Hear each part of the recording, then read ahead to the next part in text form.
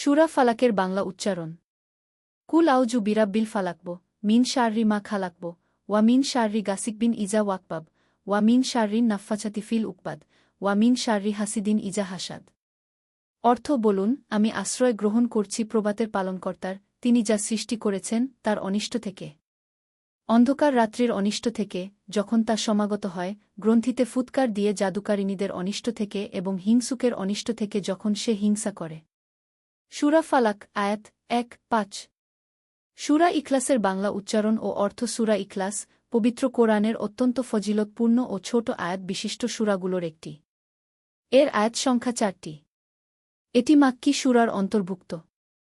আল্লাহ তাআলার সম্পর্কে কাফেরদের যথাযথ জ্ঞানের অভাব এবং আল্লাহর একত্ববাদের বর্ণনা করতে এই সূরা নাজিল হয়েছে। এই সূরার মাধ্যমে তাওহীদের আকীদাকে দৃঢ় ও প্রতিষ্ঠিত করা হয়েছে।